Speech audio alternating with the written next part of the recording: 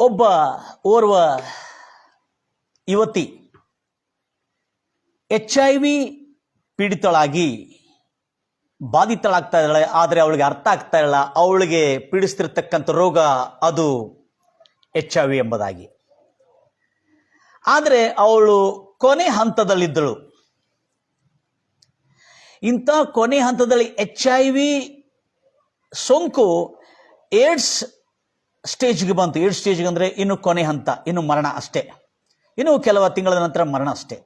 ಇಂಥ ಒಂದು ಹಂತಕ್ಕೆ ಬಂದಿರುವಾಗ ಇಂಥ ಒಂದು ಸ್ಥಿತಿಯಲ್ಲಿದ್ದವರಿಗೆ ಆಶಾ ಕಿರಣ, ಬಾಳಲು ಬದುಕಲು ಆಶಾ ಕಿರಣ ಹೇಗೆ ಸಿಕ್ಕಿದೆ ಎಂಬುದಾಗಿ ನನ್ನ ಪ್ರಿಯ ಸಹೋದರಿ ಸಹೋದರ, ಇಂಥ ಒಂದು ಮಾರಕ ಸೋಂಕಿನಿಂದಲೂ ಇಂಥ ಒಂದು ವೈದ್ಯಕೀಯ ಲೋಕದಲ್ಲಿಯೂ ಇದರಿಂದ ಗುಣವಾಗಲಿಕ್ಕೆ ಯಾವ ರೀತಿಯಾದಂಥ ಔಷಧ ಉಪಚಾರ ಉಪಶಮನ ಇಲ್ಲ ಅನ್ನತಕ್ಕಂಥ ಜ್ಞಾನೋಪದೇಶವನ್ನು ತಿಳಿದುಕೊಂಡಿರ್ತಕ್ಕಂಥ ಇಂಥ ಸಮಯದಲ್ಲಿ, ಪ್ರೈಸ್ ಲಾರ್ಡ್ ಜೀಸಸ್, ಅಂಥ ಸಮಯದಲ್ಲಿ ಜ್ಞಾನದ ಅದ್ಭುತವಾದಂಥ ನಿರೀಕ್ಷೆ ಆಶಾ ಕಿರಣವು ಅವಳ ಜೀವನದಲ್ಲಿ ಉದಯಿಸಿದಂದ್ರೆ interesting story. Praise the lord Jesus. ಗಮನಿಸೋಣ, ಇವಳು ಪಂಜಾಬ್ ಸಿಖ್ ಕುಟುಂಬಕ್ಕೆ ಸಂಬಂಧಪಟ್ಟವಳು. ಹೆಸರು ಗುಪ್ತವಾಗಿಟ್ಟಿದ್ದೇನೆ. ಆದರೆ ಅವಳು ತನ್ನ ಹೆಸರನ್ನು ನೇರವಾಗಿ ಬಯಲುಗೊಳಿಸಿದ್ದಾಳೆ. ಯಾಕೆಂದರೆ ಅವಳಿಗೆ ಅದರ ವಿಷಯದಲ್ಲಿ ನಾಚಿಕೆ ಆಗಲಿಲ್ಲ. ಯಾಕಂದರೆ ಅವಳಿಗೆ ಬಂದಿರತಕ್ಕಂಥ ರೋಗ HIV ಮಾರಕ ಸೋಂಕು. ಅದು 3 ಹಂತಗಳಿರ್ತದೆ ಎಂಬುದಾಗಿ ಹೇಳುತ್ತಾರೆ. ಮೊದಲನೇ ಹಂತ, ಮಧ್ಯ ಹಂತ, ಆಮೇಲೆ ಕೊನೆ ಹಂತ ಎಂಬುದಾಗಿ. ಅವಳಿಗೆ ಕೊನೆ ಹಂತಕ್ಕೆ ಬಂದು ಸೇರಿರುವಾಗ ಅವಳಿಗೆ ನಿರೀಕ್ಷೆ ಕೊಡತಕ್ಕಂಥವ್ರು, ಆಶಾ ಕಿರಣ ಉದಯಿಸಿದ್ದು ಹೇಗೆ, ಅವಳು ಬದುಕಲು ಮತ್ತು ತಿರುಗಿ ಯಾಕೆ ಚೇತರಿಸಿಕೊಂಡಳು. Interesting story. ಎಲ್ಲ ನನ್ನ ಪ್ರಿಯ ಸಹೋದರಿ ಸಹೋದರೇ, ಎಷ್ಟು ಆಸಕ್ತಿಯಿಂದ ನೀವು ಕೇಳ್ತಾ ಇದ್ದೀರಿ ದೇವರ ವಾಕ್ಯವನ್ನು. ನಿಜವಾಗಲೂ ನಿಮ್ಮ ಆಸಕ್ತಿಯನ್ನು ನೋಡ್ತಾ ಇದ್ರೆ ಅದ್ಭುತವಾದಂಥ ಸಂತೋಷ, ಆನಂದ, ಹರ್ಷ. ಕೇಳತಕ್ಕಂಥವ್ರು ಅನೇಕ ಜನ ಪ್ರತಿಕ್ರಿಯೆ ಕೊಡ್ತಾ ಇದ್ದಾರೆ. ಪಾಸ್ಟರ್, ಸಂದೇಶ ನಿಜವಾಗಲೂ ಇವತ್ತಿಗೆ ಈ ಒಂದು ಆಧುನಿಕ ಕಾಲಕ್ಕೆ ಬೇಕಾಗಿರತಕ್ಕಂಥ ಪ್ರತಿಯೊಬ್ಬರಿಗೂ, ಹಿರಿಯರಿಗೂ, ಕಿರಿಯರಿಗೂ, ಯವನಸ್ಥರಿಗೂ, ಮಧ್ಯಂತರಿಗೂ, ಅಡಲ್ಟ್ಸ್ಗೂ ಎಲ್ಲರಿಗೂ ಬೇಕಾಗಿರ್ತಕ್ಕಂಥ ಸಂದೇಶವನ್ನು ಕೊಡ್ತಾ ಇದ್ದೀರಿ.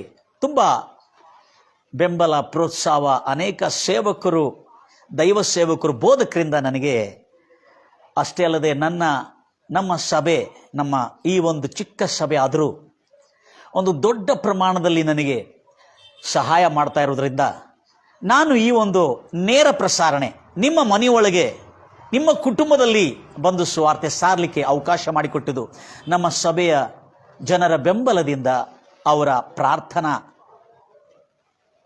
ಬೆಂಬಲದ ನಿಮಿತ್ತ ಇದುವರೆಗೂ ನನಗೆ ಸಾಧ್ಯವಾಯಿತು. ಇನ್ನು ಮುಂದೂ ನನಗೆ ಹಾಗೆ ಅನೇಕ ಜನರು ಮತ್ತು ಸೇರಿ ನನ್ನನ್ನು ಬೆಂಬಲಿಸುತ್ತಾರೆ ಎಂಬ ನಿರೀಕ್ಷೆ ನನಗೂ ಉಂಟು. Interesting story. ಒಂದು ಏಡ್ಸ್ ಪೀಡಿತಳು ಇನ್ನು ಬದುಕುವುದೇ ಇಲ್ಲ ಎಂಬುದಾಗಿ ನೇರವಾಗಿ ವೈದ್ಯರು ಹೇಳಿದ್ದಾರೆ. ಏನಂತ ತಿಳ್ಕೊಂಡು, ನೀನು ಬದುಕುವುದಿಲ್ಲ ಎಂಬುದಾಗಿ. ಇನ್ನು ಬಹಳ ಕೆಲವೇ ದಿನಗಳು ನಿನ್ನ ಬಾಳು ಲಾಸ್ಟ್ ಸ್ಟೇಜಲ್ಲಿ ಬಂದ್ಬಿಟ್ಟಿದೆ. ಇದನ್ನು ಯಾಕೆ ಪತ್ತೆಯಾಗಿದೆ ಮತ್ತು ಪತ್ತೆಯಾಗಲಿಕ್ಕೆ ಕಾರಣ ಏನಂದರೆ, ಈ ಪಂಜಾಬ್ನಲ್ಲಿರತಕ್ಕಂಥವ್ರಿಗೆ ಒಂದು ವಿಶಿಷ್ಟವಾದಂಥ ಒಂದು ರುಚಿ, ಕುತೂಹಲ. ಅದೇನೆಂದರೆ, ಅಲ್ಲಿರ್ತಕ್ಕಂಥ ಮಕ್ಕಳು ಒಂದು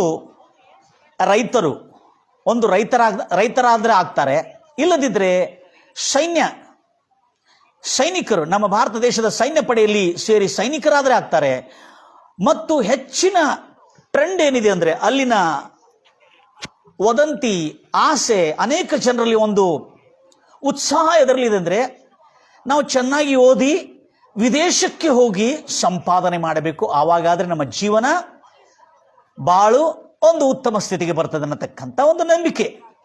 ಈ 3 ವಿಷಯದಲ್ಲಿ, ಒಂದು ರೈತರು, ಇಲ್ಲದಿದ್ದರೆ ಸೈನ್ಯ ಪಡೆಯಲ್ಲಿ, ಮೂರನೇದು ವಿದೇಶಕ್ಕೆ ಹೋಗಿ ಚೆನ್ನಾಗಿ ಓದಿ ಬರೆದು ವಿದೇಶಕ್ಕೆ ಹೋಗಿ ಒಂದು ಸೇನಾ ಪಡೆಯಲ್ಲಿ, ಒಂದು ವಿದೇಶದ MNC ಕಂಪನಿಯಲ್ಲಿ ಕೆಲಸ ಮಾಡಬೇಕು.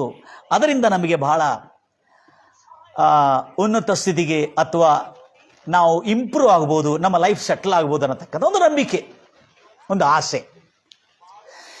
ಈ ಯುವತಿಗೆ, ಇವಳ ಹೆಸರು ಹೇಳಲಿಕ್ಕೆ ಇಷ್ಟಪಡಲ್ಲ ನಾನು, ಆದರೆ ಅವಳು ಮಾತ್ರ ಹೇಳಿದಾಳೆ.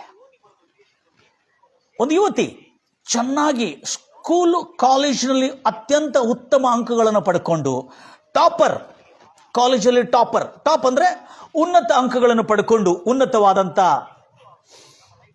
ಅಗ್ರಸ್ಥಾನವನ್ನು ಪಡೆದಿರತಕ್ಕಂಥ ಒಂದು ಯುವತಿ. ಇವಳಿಗೆ ಓದೋದು, ಬರೆಯೋದು ಮತ್ತು ಮೋಜು ಮಜಾ ಮಾಡೋದು ಅಂದರೆ ಬಹಳ ಇಷ್ಟ. ಇದರಿಂದ ಅವಳು ನೋಡ್ಲಿಕ್ಕೂ ಸುಂದರವಾಗಿದ್ದಳು. ಈ ನಿಮಿತ್ತ ಅವಳ ಜೀವನ ಸ್ವಲ್ಪ ಪಾಪ, ಈ ಲೋಕದ ಕಾಮಾಭಿಲಾಷದಲ್ಲಿ ಸ್ವಲ್ಪ ಜಾರಿರುವುದರಿಂದ, ಹಾಗೆ ಅವಳ ಜೀವನ ಓದು ಬರೋದಲ್ಲಿ ಕೂಡ ಚೆನ್ನಾಗಿತ್ತು. ಅದೇ ರೀತಿಯಲ್ಲಿ ಅವಳು ವಯ್ಯಾರದ ಜೀವನ, ಒಂದು ಕಾಮಾಭಿಲಾಷದ ಜೀವನ, ಒಂದು ಬಾಯ್ ಫ್ರೆಂಡ್ಗಳ ಮೂಲಕವಾಗಿ ತಾನು ಬಹಳಷ್ಟು ಖ್ಯಾತ ಹೊಂದುವ ಜೀವನ, ಈ ರೀತಿಯಾದಂಥ ಒಂದು ಆಡಂಬರ, ದುರಾಸೆಯಿಂದ ತುಂಬಿರತಕ್ಕಂಥ ಜೀವನ ಜೀವಿಸ್ತಾ ಇದ್ಲು. ಆದರೆ ಅವತ್ತು ಯಾವತ್ತಿಗೂ ಅವಳು ಕಲ್ಪನೆ ಮಾಡಿಕೊಂಡಿಲ್ಲ. ಆದರೆ ಒಂದು ದಿವಸ ಏನಾಯಿತು, ಅವಳು ವಿದೇಶಕ್ಕೆ ಹೋಗಬೇಕೆಂಬುದಾಗಿ ಅವಳು ಒಂದು ಅರ್ಜಿಯನ್ನು ಸಲ್ಲಿಸಿದ್ಳು. ನಿಶ್ಚಯವಾಗಿ ಅವಳಿಗೆ ಮೊದಲು ಹೋಗಬೇಕಾಗಿರ್ತಕ್ಕಂಥದ್ದು ಯುರೋಪಿಯನ್, ಅಂದರೆ ಯುನೈಟೆಡ್ ಕಿಂಗ್ಡಮ್, ಇಂಗ್ಲೆಂಡ್ಗೆ ಹೋಗಬೇಕೆಂಬುದಾಗಿ ಅವಳಿಗೆ ಆಸೆ ಇತ್ತು. ಆದರೆ ಇಂಟ್ರೆಸ್ಟಿಂಗ್ ಏನಂದರೆ, ಇಂಗ್ಲೆಂಡ್ಗೆ ಹೋಗತಕ್ಕಂಥವ್ರಿಗೆ ಎಲ್ಲ ರೀತಿಯಾದಂಥ ವೈದ್ಯಕೀಯ ತಪಾಸಣೆ ನಡೀತದೆ. ಆದರೆ ಒಂದು ಬಿಡ್ತಾರೆ, HIV ಏಡ್ಸ್ ಸೋಂಕಿನ ತಪಾಸಣೆ ಅವರು ಮಾಡಲ್ಲ. ಆದರೆ ಬೇರೆ ದೇಶಕ್ಕೆಲ್ಲ ಹೋಗಿದ್ರೆ ಎಲ್ಲ ರೀತಿಯಾದ ತಪಾಸಣೆಯೊಟ್ಟಿಗೆ HIV ಸೋಂಕಿನ ಪರೀಕ್ಷೆಯನ್ನು ಕೂಡ ಮಾಡ್ತಾರೆ, ತಪಾಸಣೆ ಮಾಡ್ತಾರೆ. ಸೊ ಈ ರೀತಿಯಲ್ಲಿ ಏನಾಯ್ತು, ಅವಳು UK ಹೋಗಬೇಕೆಂಬುದಾಗಿ, ಯುನೈಟೆಡ್ ಕಿಂಗ್ಡಮ್, ಇಂಗ್ಲೆಂಡ್ಗೆ ಹೋಗಬೇಕೆಂಬುದಾಗಿ ತೀರ್ಮಾನಿಸಿದ್ಳು. ಆದರೆ ಆ ಸಮಯದಲ್ಲಿ ಅವಳ ಮನಸ್ಸು ಬದಲಾವಣೆಯಾಗಿ, ನಾನು ಅಮೆರಿಕಾಗೆ ಹೋಗಬೇಕು, ಕೆನಡಾ ಎಂಬ ಸ್ಟೇಟ್ಗೆ ಹೋಗಬೇಕೆಂಬುದಾಗಿ ತಿಳ್ಕೊಂಡು ಅವಳು ಬದಲಾಯಿಸಿಕೊಂಡು ಅದಕ್ಕಾಗಿ ಅರ್ಜಿ ಸಲ್ಲಿಸಿದ ಕೂಡಲೇ ಅಲ್ಲೇ ಎಲ್ಲ ರೀತಿಯಾದಂಥ ರಕ್ತ ತಪಾಸಣೆ, ವೈದ್ಯಕೀಯ ತಪಾಸಣೆ ನಡೆದು ನಾನು ಆರೋಗ್ಯವಾಗಿದ್ದರೆ ಅದಕ್ಕೆ ತಕ್ಕಂತೆ ಅವರು ಆ ದೇಶಕ್ಕೆ ಹೋಗಲು ಅನುಮತಿ, ತದನಂತರ ವಿಸಾ, ಇವೆಲ್ಲ ಬರ್ತಕ್ಕಂಥ ಪ್ರೊಸೀಜರ್, ವಿಧಾನಗಳಿದೆ. ಅವಳೇನು ಮಾಡ್ತಾಳೆ, ಈ ತಪಾಸಣೆಗೆ ಹೋಗಿ ಇದ್ದಿರುವಾಗ ಅವಳಿಗೆ ತಪಾಸಣೆಗಾಗಿ ಎಲ್ಲ ತೆಗೆದುಕೊಂಡು ಅವಳಿಗೆ ಮನೆಗೆ ಕಳಿಸ್ತಾರೆ. ತದನಂತರ ಅವಳಿಗೆ ದೂರವಾಣಿ ಮೂಲಕವಾಗಿ ಆ ಒಂದು ಏಜೆನ್ಸಿಯವರು, ವಿದೇಶಕ್ಕೆ ಕಳಿಸ್ತಕ್ಕಂಥ ಪ್ರತಿನಿಧಿಗಳು ಅಂದರೆ ಏಜೆನ್ಸಿಯವರು ತಿರುಗಿ ಫೋನ್ ಮಾಡ್ತಾರೆ, ನೀನು ತ್ವರೆಯಾಗಿ ಬರಬೇಕು, ಮತ್ತೊಂದು ಸಾರಿ ನಿಂದು ತಪಾಸಣೆ ಆಗಬೇಕೆಂಬುದಾಗಿ ಹೇಳ್ತಾರೆ. ತಪಾಸಣೆ ಆಗಬೇಕೆಂಬುದಾಗಿ ಹೇಳಿರುವಾಗ ಅವಳಿಗೆ ಏನಿದು ಮತ್ತು ತಪಾಸಣೆ ಆಗಬೇಕೆಂಬುದಾಗಿ ಹೇಳ್ತಾ ಇದ್ದಾರೆ. ಆ ಸಮಯದಲ್ಲಿ ಏನಾಗಿದೆ, ಇವಳಿಗೆ ಮತ್ತೊಂದು ಸಾರಿ ಹೋಗಿ ತಪಾಸಣೆಗಾಗಿ ಅವಳು ಹೋದ್ಲು. ಅಲ್ಲಿ ಮತ್ತು ತಿರುಗಿ ಅವಳ ರಕ್ತದ ಸ್ಯಾಂಪಲ್ಸ್ಗಳು ವೈದ್ಯಕೀಯ ಪ್ಯಾಥಾಲಜಿಸ್ಟ್ ಅವರು ತೆಗೆದುಕೊಂಡು, ಮತ್ತಷ್ಟೇ ಅಲ್ಲದೆ ಅವಳಿಗೆ ಇನ್ನಿತರ ತಪಾಸಣೆಯಲ್ಲಿ ಅವಳನ್ನು ಒಳಪಡಿಸಿದರು. ತದನಂತರ ಪೂರ ತಪಾಸಣೆ ಮಾಡಿದ ಮೇಲೆ ಅಲ್ಲಿ ವೈದ್ಯರು ಮತ್ತು ಕೂಡಿಸಿದರು. ಮತ್ತು 2-3 ಸಾರಿ ಅವಳ ರಕ್ತ ತಪಾಸಣೆ ಆಯಿತು. ರಕ್ತ ತಪಾಸಣೆ ಆದ ಮೇಲೆ ಅವಳಿಗೆ ವೈದ್ಯರು ಸ್ವಲ್ಪ ಮುಜುಗರ ಪಡ್ತಿದ್ರು ಹೇಳಲಿಕ್ಕೆ. ಯಾಕಂದರೆ ಚಿಕ್ಕ ವಯಸ್ಸು, ಯೌವನ ಹುಡುಗಿ, ಸುಂದರವಾಗಿದ್ದಾಳೆ, ಭಾಳ ಸಂತೋಷವಾಗಿ ಕುತೂಹಲದಿಂದ ಬಂದಿದ್ದಾಳೆ. ಈ ಸುದ್ದಿ ಅವಳಿಗೆ ಸಂಪೂರ್ಣವಾಗಿ ಗೊತ್ತೇ ಇಲ್ಲ ಅನ್ನತಕ್ಕಂಥ ಮನವರಿಕೆ ವೈದ್ಯರಿಗಾಯಿತು. ಆದರೂ ಅವಳ ಜೊತೆಲಿ ಕೂತ್ಕೊಂಡು ಚೆನ್ನಾಗಿ ಮಾತಾಡ್ತಾ, ಅಮ್ಮ ನೀನು ಭಾಳ ಚೆನ್ನಾಗಿದೆ, ಚೆನ್ನಾಗಿ ಓದಿದೆ, ನೀನು ಭಾಳ ಒಳ್ಳೆ ತರಬೇತಿ ಇದೆ ಮತ್ತು ನೀನು ಒಳ್ಳೆ ಹೆಚ್ಚಿನ ಅಂಕಗಳು ಪಡಿಸ್ಕೊಂಡು, ವೆರಿ ಗುಡ್, ನೀನು ಯಾಕೆ ಇಂಡಿಯನಲ್ಲಿ ಕೆಲಸ ಮಾಡಬಾರ್ದು, ಯಾಕೆ ಅದಕ್ಕಾಗಿ ನೀನು ಯೋಚನೆ ಮಾಡಿಲ್ಲ, ಇಲ್ಲ ಭಾಳ ಚೆನ್ನಾಗಿದೆ, ನಿಂದು ಭಾಳ ನಿಜವಾಗ್ಲೂ ಭಾಳ ಚೆನ್ನಾಗಿ ಓದಿದೆ, ನಿನ್ನ ಲೈಫ್ ಚೆನ್ನಾಗಿರ್ತದೆ ಅಂತೇಳಿ ಹೇಳಿ ಎನ್ಕರೇಜ್ ಮಾಡ್ತಾ, ಆದರೆ ನೀನು ವಿದೇಶಕ್ಕೆ ಹೋಗಲಿಕ್ಕೆ ಸ್ವಲ್ಪ ತೊಂದರೆ ಆಗ್ತದೆ, ಆಗಲ್ಲ ನಿನಗೆ. ಯಾಕೆ? ಏನಿಲ್ಲ, ನಿನ್ನ ಬ್ಲಡ್ಡಲ್ಲಿ, ನಿನ್ನ ರಕ್ತದಲ್ಲಿ HIV ಮಾರಕ ಸೋಂಕು ಪತ್ತೆಯಾಗಿದೆ, ಆದ ಕಾರಣ ನೀವು ವಿದೇಶ ಹೋಗಲಿಕ್ಕೆ ಆಗಲ್ಲ. ಏನು ಚಿಂತೆ ಮಾಡಬೇಕಾಗಿಲ್ಲ, ನೀನು ಒಳ್ಳೆ ಟ್ಯಾಲೆಂಟ್ ಇದೆ, ನೀನು ಚೆನ್ನಾಗಿ ಓದಿದೆ ಎಂಬುದಾಗಿ ಪ್ರೋತ್ಸಾಹ ಮಾಡ್ತಾನೆ. ಆದರೆ ಇವಳು ಇಷ್ಟು ದಿನಗಳಿಂದ ವಯ್ಯಾರದ ಜೀವನ, ಆಡಂಬರ, ದುರಾಸೆಯಿಂದ ತುಂಬಿರ್ತಕ್ಕಂಥ, ಕಾಮಾಭಿಲಾಷದ ರಾಸಲೀಲೆಯಿಂದ ತುಂಬಿರ್ತಕ್ಕಂಥ ಜೀವನ ಬಹಳ ಮೋಜು ಮಜೆಯಿಂದ ಮಾಡಿದ್ಲು. ಒಂದೇ ದಿನದಲ್ಲಿ, ಒಂದೇ ಕ್ಷಣದಲ್ಲಿ ಅವಳ ಸಂಪೂರ್ಣ ವಿದೇಶಕ್ಕೆ ಹೋಗುವ ಕನಸು, ಒಂದು ಆಡಂಬರದ ಜೀವನ ಮಾಡಬೇಕನ್ನತಕ್ಕಂಥ ದುರಾಸೆ ಮತ್ತು ಒಂದು ಒಳ್ಳೆ ಆಸೆ. Luxurious life is not a bad thing. ಆದರೆ ಆಡಂಬರದಿಂದ ಜೀವಿಸಬೇಕು, ನಾನು ಎಲ್ಲದರಿಂದ ಉನ್ನತವಾಗಿರ್ಬೇಕಂತ ಒಳ್ಳೆ ಆಸೆ ಇಟ್ಕೊಂಡಿದ್ಲು. ಆದರೆ ಆಸೆ ಕ್ಷಣ ಮಾತ್ರದಲ್ಲಿ ಚೂರು ಚೂರು ನುಚ್ಚು ನೂರಾಗಿ ಮುರಿದು ಮುರಿದವಳಾಗಿ, ಮನಸ್ಸೋತವಳಾಗಿ, ಮಾನಸಿಕವಾಗಿ ಬಹಳಷ್ಟು ಒತ್ತಡಕ್ಕೆ ಮನಿದು, ದಿಗುಲು ಚಿಂತೆ ಅವಳ ಜೀವನದಲ್ಲಿ ಬೆಂಕಿಯಂತೆ ಅವಳ ಮನಸ್ಸೊಳಗೆ ಉರಿತಾ ಇತ್ತು.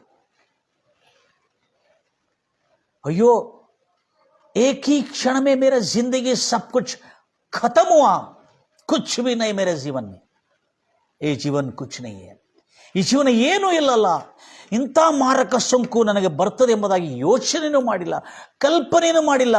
ಏನಾರಿದ್ರೆ ಮಾಮೂಲಿ ಇನ್ಫೆಕ್ಷನ್ ಇರ್ಬೋದು ಎಂಬುದಾಗಿ ನಾನು ತಿಳ್ಕೊಂಡಿದೆ. ಆದರೆ ಬಹುಭಯಂಕರವಾದಂಥ ಈ ಮಾರಕ HIV ಪೀಡಿತಳಾಗಿರ್ತಕ್ಕಂಥ ಇವಳಿಗೆ ಇನ್ನೂ ಸಮಾಧಾನ ಇಲ್ಲ. ವೈದ್ಯರು ಹೇಳಿದ್ರೆ, ಸರ್ ನೀವು ನೋಡಿದ್ದು ಸರಿಯಾಗಿ ನೋಡಿದ್ರ ಇಲ್ಲ, ಅದಕ್ಕೆ ನಾವು 3 ಸಾರಿ ತಪಾಸಣೆ ಮಾಡಿದೆವು, ಯಾಕಂದರೆ ವಿದೇಶಕ್ಕೆ ಕಳಿಸ್ಬೇಕಂದ್ರೆ ನಾವು ಸುಳ್ಳು ರಿಪೋರ್ಟ್ ಹಾಕಿ ಕಳಿಸ್ಲಿಕ್ಕಾಗಲ್ಲ ಎಂಬುದಾಗಿ ಹೇಳಿಕೊಂಡು ಅಲ್ಲಿಂದ ತಿರುಗಿ ತನ್ನ ಮನೆಗೆ ಬಂದು ಮನೆಯಲ್ಲಿ ಹೇಳಬೇಕು, ನೀನು ಮನೆಯಲ್ಲಿ ಶೇರ್ ಮಾಡಬೇಕು, ಯಾಕಂದರೆ ನೀನು ಏನು ತೊಂದರೆ ಇಲ್ಲ, ಇದರಿಂದ ಔಷಧ ಇರ್ತದೆ, ಈ ಔಷಧ ಸೇವನೆ ಮಾಡಬೇಕು, ಇದಕ್ಕೆ ನೀನು ಬದುಕು ದಿನಗಳೆಲ್ಲ ನೀನು ಔಷಧವನ್ನು ಸೇವನೆ ಮಾಡಿದ್ರೆ ನೀನು ಆರಾಮಾಗಿ ಸ್ವಸ್ಥವಾಗಿರ್ತಿ, ನೀನು ಕೊನೆಯ ಗಳಿಗೆವರೆಗೂ ಒಂದು ಒಳ್ಳೆ ಆರೋಗ್ಯವಾಗಿರ್ತಕ್ಕಂಥ ಔಷಧ ಉಪಚಾರಗಳು ನಮ್ಮ ದೇಶದಲ್ಲಿದೆ. ಆದರೆ ಇದಕ್ಕೆ ಗುಣ ಆಗುವುದು, ಸ್ವಸ್ಥವಾಗುವುದ ಯಾವ ರೀತಿಯಾದಂಥ ಔಷಧಗಳಿಲ್ಲ ಎಂಬುದಾಗಿ ಅವಳಿಗೆ ಖಚಿತಪಡಿಸಿ ಅವಳನ್ನು ಅದೇ ರೀತಿಯಿಂದ ಪ್ರೋತ್ಸಾಹಿಸಿ ಬದುಕುವ ಕೆಲವು ದಿನಗಳಾದರೂ ಸಂತೋಷವಾಗಿ ಬದುಕು, ಈ ಸಾವು ಇದೆ ಎಂಬುದಾಗಿ ಯಾವತ್ತೂ ಚಿಂತೆ ಮಾಡಬೇಕಂದ್ರೆ ಸ್ವಲ್ಪ ರೀತಿಯಾದಂಥ ಪ್ರೋತ್ಸಾಹನೆ, ಸಾಂತ್ವನ, ಆಧರಣೆ ಕೊಟ್ಟು ಆತನ ಕಳಿಸಿದರು. ಆದರೆ ಅವಳು ಮನೆಗೆ ಬರುವಾಗ ಸಂಪೂರ್ಣ ಭಯಭ್ರಾಂತಳಾಗಿ, ಫ್ರಸ್ಟ್ರೇಟ್ ಆಗಿ ಅವಳು ಮನೆಗೆ ಬರ್ತಾ ಇದ್ದಾಳೆ. ತನ್ನ ಬಸ್ಸನ್ನು ಇಳ್ಕೊಂಡು ಎಲ್ಲರೂ ಹಾಯ್ ಹಲೋ ಅಂತಾರೆ. ಹಾಯ್ ಹಲೋ ನಮಸ್ಕಾರ, ಚೆನ್ನಾಗಿದೆ, ಏನು ಇಲ್ಲ, ಸ್ವಲ್ಪ ಬೇರೆ ಕೆಲಸಕ್ಕೆ ಹೋದೆ.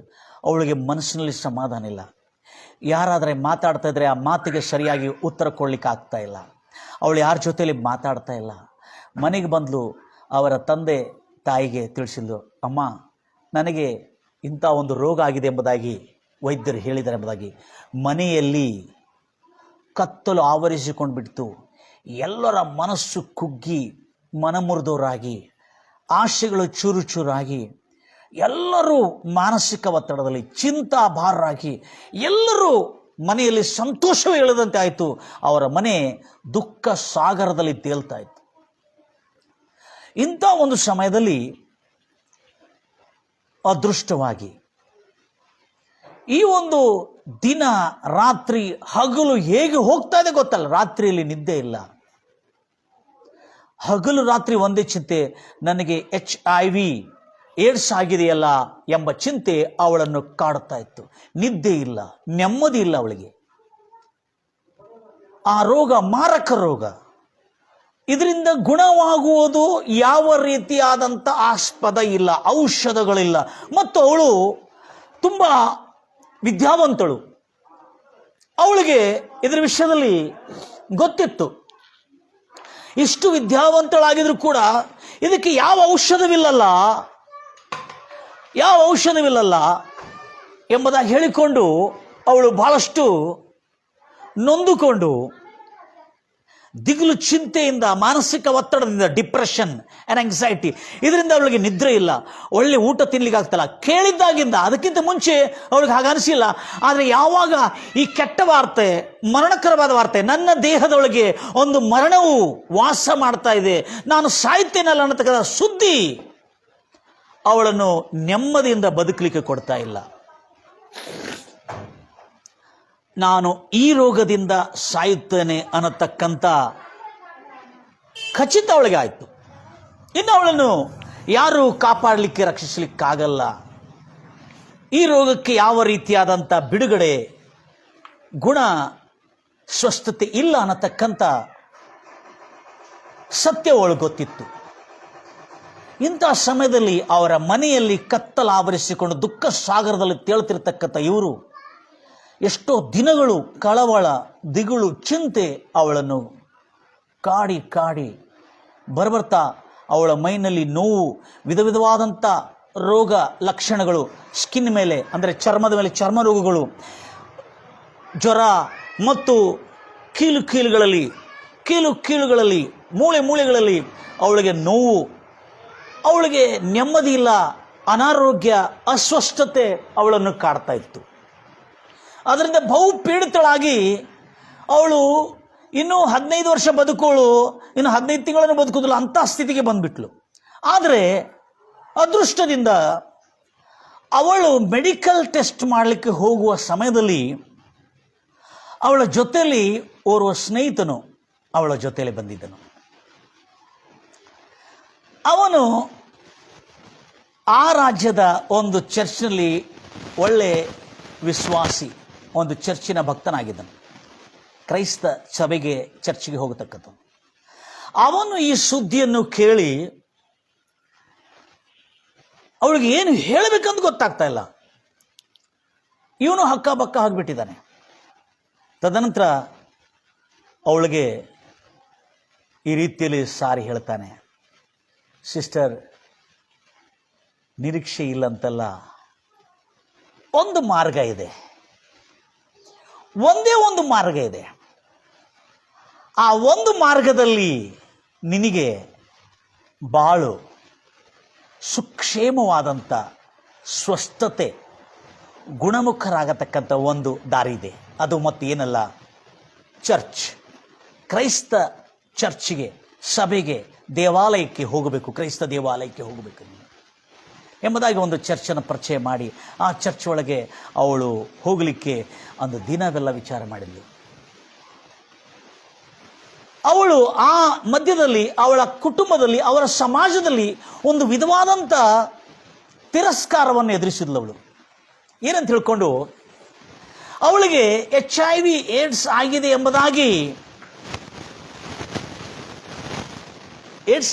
ಎಂಬುದಾಗಿ ಅವಳಿಗೆ ಈ ಒಂದು ಮನವರಿಕೆ ಆದ ಮೇಲೆ ಗಂಭೀರವಾಗಿ ಹೇಳ್ತಾಳಲ್ವ, ಪ್ರೈಸ್ ದಿ ಲಾರ್ಡ್.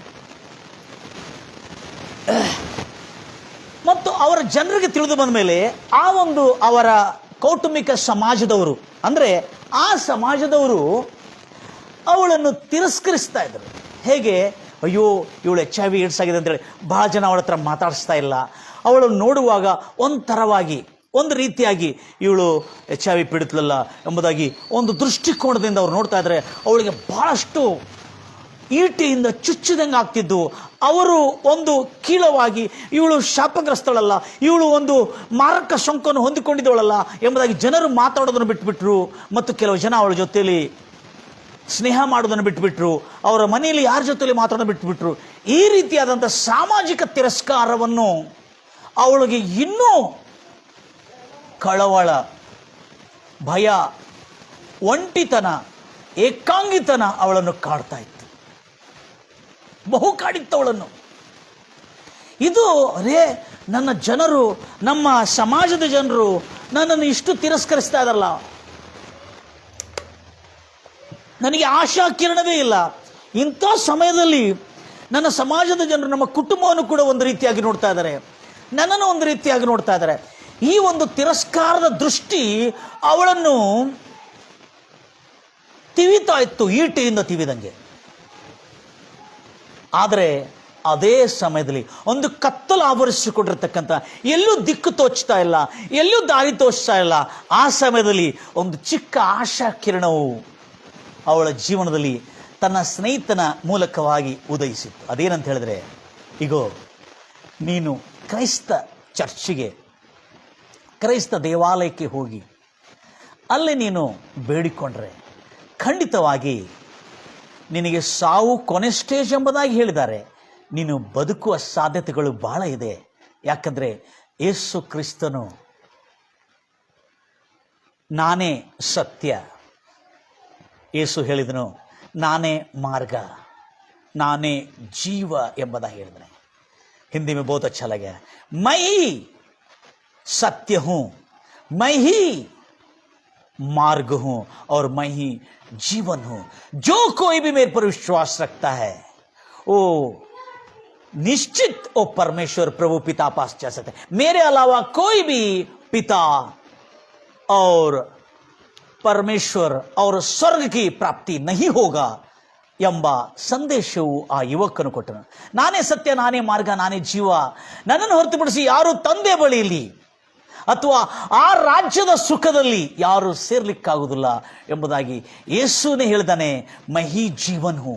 ಆವಾಗ ಅವಳಿಗೆ ಅವಳ ಆತ್ಮ ಪ್ರಾಣ ದೇಹಕ್ಕೆ ಒಂದು ವಿಶೇಷವಾದಂಥ ಒಳ್ಳೆ ಸುದ್ದಿ ಅವಳ ಕಿವಿಯನ್ನು ತೋರಿ ಅವಳ ಮಸ್ತಿಷ್ಕದಲ್ಲಿ ಅದು ಎಡೆ ಮಾಡಿ ಅವಳ ನಾಡಿ ನರಗಳು ಕೀಲು ಮಜ್ಜೆಗಳನ್ನು ತಿವಿದು ತೂರಿ ಹೋಗಿರುವಾಗ ಅವಳಿಗೆ ವಿಶೇಷವಾದಂಥ ಒಂದು ನಂಬಿಕೆ, ವಿಶ್ವಾಸ ಅವಳ ಹೃದಯದಲ್ಲಿ ಮೂಡಿ ಬಂತು.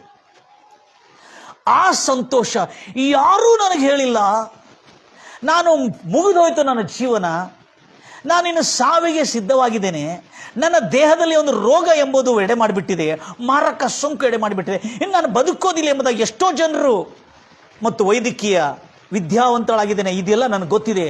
ಆದರೆ ಇಂಥ ಸಮಯದಲ್ಲಿ ನನ್ನ ಸ್ನೇಹಿತನು ಹೇಳ್ತಾ ಇದ್ದಾನೆ, ಯೇಸುವನ್ನು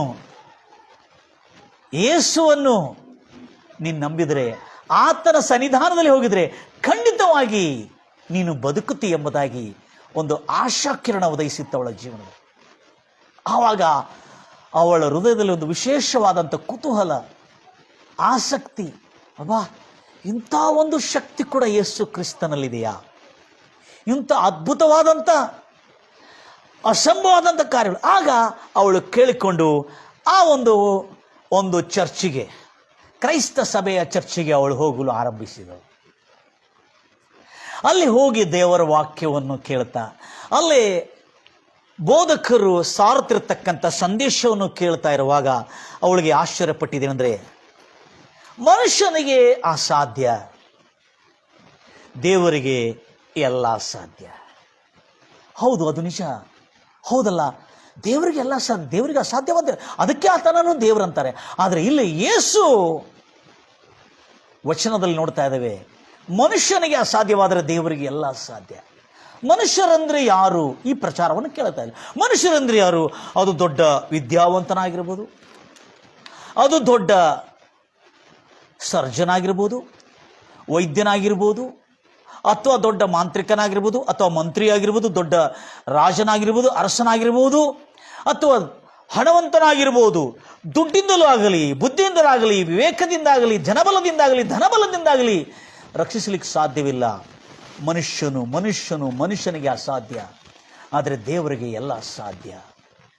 ನೀನು ಯೇಸು ಕ್ರಿಸ್ತನು, ಹೌದು, ನನ್ನ ರಕ್ಷಣೆಗಾಗಿ ಆತನು ನನಗೆ ಜೀವವಾಗಿದ್ದಾನೆ, ನಾನೇ ಮಾರ್ಗವು ಸತ್ಯವು ಜೀವವಾಗಿದೆ ಅಂತೇಳಿ. ಇನ್ನು ಮಾರ್ಗ ಇಲ್ಲ, ತೋಚ್ತಾ ಇಲ್ಲ, ಆದರೆ ಯೇಸುವೆ ಆಶಾಕಿರಣವಾಗಿ ನನಗೆ ಮಾರ್ಗವಾಗಿಯೂ ಸತ್ಯವಾಗಿಯೂ ಜೀವವಾಗಿಯೂ ತೋಚು ಬರ್ತಾ ಇದೆ ಎಂಬುದಾಗಿ ಹೇಳಿಕೊಂಡು ಅವಳು ದಿನೇ ದಿನೇ ವಾಕ್ಯವನ್ನು ಕೇಳುತ್ತಾ ನಂಬುತ್ತಾ ಇದ್ದಳು. ಹೌದಲ್ಲ, ದೇವರಿಗೆ ಅಸಾಧ್ಯವಾದದ್ದು ಯಾವುದಿಲ್ಲ. ಅದು ಇವಳು ಸ್ವಲ್ಪ ಕ್ಲೆವರ್ ಸ್ಟೂಡೆಂಟ್ ಆಗಿರೋದ್ರಿಂದ ಇಲ್ಲಿ ಒಂದು ತೊಂದರೆ ಆಯಿತು. ಸ್ವಲ್ಪ ಕ್ಲೆವರ್ ಇದ್ರೆ, ಯಾಕಂದರೆ ಇವಳು ಅತಿ ಒಳ್ಳೆ ತುಂಬ ವಿದ್ಯಾವಂತಳು ಇವಳು. ಹೌದು, ವೈದ್ಯಕೀಯ ತಪಾಸಣೆಯ ಪ್ಯಾಥಾಲಜಿಕಲ್ ವರದಿ ಪ್ರಕಾರವಾಗಿ ನಾನು ಏಡ್ಸ್ ಪೀಡಿತಳಾಗಿದ್ದೇನೆ, ನನಗೆ ಔಷಧ ಉಪಚಾರವನ್ನು ಆರಂಭ ಮಾಡಿದ್ದಾರೆ. ಇದು ಸಾವಿಗೆ ಬಂದಿರತಕ್ಕಂಥ, ಇದರಲ್ಲಿ ನಮ್ಮ ಜೀವನ ಇಲ್ಲ, ಇದು ಕೆಲವು ದಿವಸಗಳು ಬದುಕಬಹುದು ನನ್ನ ಔಷಧ ಉಪಚಾರದಿಂದ, ಅಷ್ಟೇ ಹೊರತು ಇದರಿಂದ ಸಾವು ನನಗೆ ತಪ್ಪುವುದಿಲ್ಲ ಅನ್ನತಕ್ಕಂಥ ಖಚಿತವಿತ್ತು. ಆದರೆ ಇವಳು ಬೈಬಲ್ ಓದುವಾಗ ಇಲ್ಲಿ ಅವಳಿಗೆ ಓದ್ತಾ ನಾನು ಹೇಗೆ ಗುಣ ಆಗ್ತೇನೆ, ನನಗೆ ಹೇಗೆ ಸಾಧ್ಯ ಗುಣ ಆಗಲು ಎಂಬ ಅನುಮಾನ ಅವಳನ್ನು ಕಾಡ್ತಾ. ಯಾಕಂದರೆ ಅವಳು ಭಾಳ ಕ್ಲೆವರ್ ಇದ್ಲು, ಶಾಲೆ ಕಾಲೇಜಿನಲ್ಲಿ ಒಂದು ಟಾಪರ್ ಆಗಿದ್ಲು, ಹೆಚ್ಚಿನ ಅಂಕಗಳು ಪಡ್ಕೊಂಡು ಪಾಸ್ ಆಗಿರ್ತಕ್ಕಂಥ ಒಂದು ಯುವತಿ ಆಗಿದ್ದಳು. ಅದಕ್ಕಾಗಿ logically, listen carefully, not spiritually, logically ಅವಳು ಯೋಚನೆ ಮಾಡ್ತಾ ಇದ್ದಾಳೆ. ಈ ಒಂದು ಮಾರಕ ಸೋಂಕು ಎಂಬುದಾಗಿ ಸರ್ಕಾರದಿಂದ ಘೋಷಿಸಲ್ಪಟ್ಟಿದೆ, ಇದಕ್ಕೆ ಯಾವ ರೀತಿಯಾದ ಔಷಧ ಉಪಚಾರವಿಲ್ಲ ಎಂಬುದಾಗಿ, ಇದರಿಂದ ಗುಣವಾಗಿದ್ದು ಯಾರು ನಾನು ಕೇಳಿಲ್ಲಲ್ಲ, ಗುಣ ಆಗೋದು ಹೇಗೆ ಸಾಧ್ಯ? ಎಲ್ಲ ನೋಡಿದ್ರೆ ಚರ್ಚಲ್ಲಿ ಇರ್ತಾ ಇದ್ದ ಪಾಸ್ಟರ್ ಹೇಳ್ತಾ ಇದ್ದಾರೆ ದೇವರಿಗೆ ಅಸಾಧ್ಯವಾದದ್ದು ಯಾವುದಿಲ್ಲ. ಆವಾಗ ಅವಳು ಪ್ರತಿದಿನ ಬೈಬಲನ್ನು ಓದ್ತಾ ಓದ್ತಾ ಕೆಲವು ದಿನಗಳು ಕೆಲವು ತಿಂಗಳುಗಳು ಹೋತು. ಆದರೆ ಅವಳ ಹೃದಯದಲ್ಲಿ ನೀನು ಅನುಮಾನ ಪಡೋದಕ್ಕಿಂತಲೂ ನಂಬೋದ್ರಿಂದ ನಿನಗೆ ಉದ್ಧಾರ ಆಗ್ತಿ, ನೀನು ಗುಣ ಆಗ್ತೀಯಲ್ಲ, ಅದನ್ನ ಯಾಕೆ ನೀನು ಯೋಚನೆ ಮಾಡ್ತಾರೆ ಎಂಬುದು ಹೇಳಿರುವಾಗ ಆ ಚರ್ಚಿನ ಬೋಧಕರು ಬೋಧಿಸಿರ್ತಕ್ಕಂಥ ಬೋಧನೆ ನಿಮಿತ್ತ ಅವಳ ಹೃದಯದಲ್ಲಿ ಒಂದು ನೂತನವಾದಂಥ ನಂಬಿಕೆ, ಆಶಾಕಿರಣ ಉದಯಿಸಿ ಅವಳು ಅದನ್ನು ನಂಬುತ್ತಾ, ಹೌದು ದೇವರಿಗೆಲ್ಲ ಸಾಧ್ಯ, ಯೇಸು ಕ್ರಿಸ್ತನಿಗೆ ಎಲ್ಲ ಸಾಧ್ಯ, ಆತನು ಗುಣ ಮಾಡುವ ಸಾಮರ್ಥ್ಯ ಇದೆ ಎಂಬುದಾಗಿ ನಾನು ಕೇಳ್ತಾ ಇದ್ದೇನೆ, ಓದ್ತಾ ಇದ್ದೇನೆ. ಆಮೇಲೆ ಒಂದು ದಿವಸ ಏನು ಮಾಡಿದ್ಲು, ಇದೆಲ್ಲ ಕೇಳಿಕೊಂಡು ಆದ ಮೇಲೂ ಒಳ್ಳೆ ಸುದ್ದಿ, ಪ್ರತಿದಿನ ಅವಳು ದೇವರ ವಾಕ್ಯವನ್ನು ಕೇಳುವುದು, ಚರ್ಚಿಗೆ ಹೋಗುವುದು, ಪ್ರಾರ್ಥನೆ ಇರುವಾಗೆಲ್ಲ ತಪ್ಪದೇ ಹೋಗ್ತಾ ಇದ್ದಾಳೆ. ಮತ್ತು ಮೊಬೈಲ್ ಜಾಲತಾಣದಲ್ಲಿ ದೇವರ ವಾಕ್ಯಗಳು, ಯೂಟ್ಯೂಬ್ ಮೂಲಕವಾಗಿ ಬರ್ತಿರ್ತಕ್ಕಂಥ ಕ್ರಿಸ್ತನ ಸಂದೇಶಗಳು, ಅನೇಕ ರೀತಿಯಾದಂಥ ಸ್ವಸ್ಥತೆ ಸಂದೇಶಗಳು ಅವಳು ಕೇಳಲು ಆರಂಭಿಸಿದಳು. ಅವಳು ಯೂಟ್ಯೂಬ್ ಮೂಲಕವಾಗಿ ಒಂದು ದೇವರ ಕ್ರೈಸ್ತ ಸೇವಕನು ಒಂದು ಸ್ವಸ್ಥತೆ ವಿಷಯದಲ್ಲಿ ಹೇಳಿರುವಾಗ ಅವಳಿಗೆ ಆವಾಗ ಅರೇ, ಯೇಸು ಕ್ರಿಸ್ತನು ಇಂಥ ಮಾರಕ ಸೋಂಕು ಕೂಡ ಗುಣಪಡಿಸ್ತಾ ಇದ್ದಾನಲ್ಲ ಅನ್ನತಕ್ಕಂಥ ಆ ಯೂಟ್ಯೂಬ್ ಮೂಲಕವಾಗಿ ಬಂದಿರತಕ್ಕಂಥ ಸಂದೇಶವನ್ನು ಕೇಳಿದುಕೊಳ್ಳಿ, ಆ ಒಳ್ಳೆ ಸಂದೇಶ, ಆ ಒಳ್ಳೆ ವಾರ್ತೆ ಅವಳ ಎಲುಬುಗಳೇ, ಅವಳ ಹೃದಯದಲ್ಲಿ ಒಂದು ಆನಂದ ಸಂತೋಷ ಉಂಟಾಗುವಂತೆ ಮಾಡಿತ್ತು. ಆ ಸಂತೋಷ ಬೈಬಲ್ ಪ್ರಕಾರವಾಗಿ ಜ್ಞಾನೋಕ್ತಿ 15ರಲ್ಲಿ ನಾವು ನೋಡಿದ್ರೆ 15:30 ನಾವು ನೋಡ್ತಾ ಇದ್ದೇವೆ. ಜ್ಞಾನೋಕ್ತಿ 15:30 ಬಹಳ ಅದ್ಭುತವಾದಂಥ ಮಾತಿದೆ.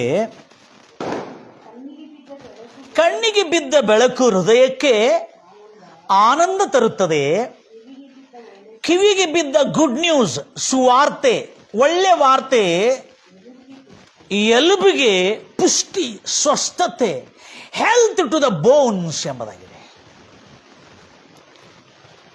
This is a good news. ಆವಾಗ ಅವಳಿಗೆ ಸ್ವಸ್ಥತೆ ಆಗೋದು ಮಾತ್ರ ಖಚಿತ ಎಂಬುದು ಅರ್ಥ ಆಯಿತು. ಇದನ್ನು ಯಾವಾಗ ಅವಳ ಹೃದಯದಲ್ಲಿ ಒಳ್ಳೆ ವಾರ್ತೆ ಅಂದರೆ ಇದಕ್ಕೆ ಸುವಾರ್ತೆ, ಅದಕ್ಕೆ ಬೈಬಲ್ನಲ್ಲಿ 4 ಸುವಾರ್ತೆಗಳಿದೆ. ಮತ್ತೈ ಸುವಾರ್ತೆ ಹೊಸ ಒಡಂಬಡಿಕೆಯಲ್ಲಿ, ಮಾರ್ಕ್ ಸುವಾರ್ತೆ, ಲೂಕಾ ಸುವಾರ್ತೆ, ಯೋಹಾನ್ ಸುವಾರ್ತೆ, ಇದು ಸುವಾರ್ತೆ, ಒಳ್ಳೆ ವಾರ್ತೆಗಳು. ಇದರಿಂದ ಅನೇಕ ಜನರು ಗುಣಮುಖರಾಗಿದ್ದಾರೆ. ಈ ಒಳ್ಳೆ ವಾರ್ತೆ ಅವರ ಜೀವನದಲ್ಲಿ ಎಲುಬಿಗೆ ಪುಷ್ಟಿ, health to the bones, good news. ಅದೇ ಸುವಾರ್ತೆ ನಾನು ನಿಮಗಾಗಿ ತಂದಿದ್ದೀನಿ ನನ್ನ ಪ್ರಿಯ ಸಹೋದರಿ ಸಹೋದರ.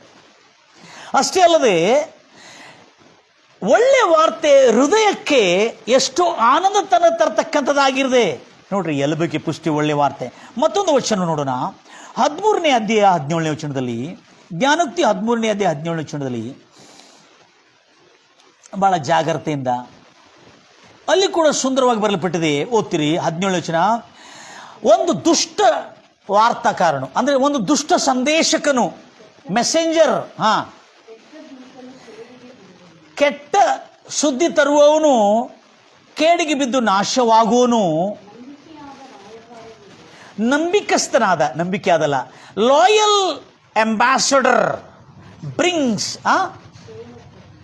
Loyal ambassador brings health. ಪ್ರಾಮಾಣಿಕವಾದಂಥ ನಂಬಿಕಸ್ಥನಾದ ಒಂದು ರಾಯಭಾರಿ, ಸಂದೇಶಕನು ಆರೋಗ್ಯದ ಸಂದೇಶವನ್ನು ತರ್ತಾನೆ. ಎಷ್ಟು ಅದ್ಭುತವಾಗಿ ಬರಲ್ಪಟ್ಟಿದೆ. ತದನಂತರ ನಾವು ನೋಡ್ತೇವೆ ಈ ವಚನ ನೋಡ್ರಿ, how to get healing by the word of God. ಭಾಳ ಜಾಗ್ರತೆಯಿಂದ ಕೇಳ್ತೀವಿ. ಯಾಕಂದರೆ ಏಡ್ಸ್ ಎಂಬ ರೋಗ ಏನಂದರೆ ಅದು ಒಳಗೆ ದೇಹದಲ್ಲಿರ್ತಕ್ಕಂಥ ರೋಗಾಣು ಅಂದರೆ ರೋಗವನ್ನು ವಿರೋಧಿಸುವ ಶಕ್ತಿ ಕುಸಿದು ಬಲಹೀನವಾಗಿರುವಾಗ ರೋಗದ ದಾಳಿ ನಮ್ಮ ಮೇಲಾಗ್ತದೆ.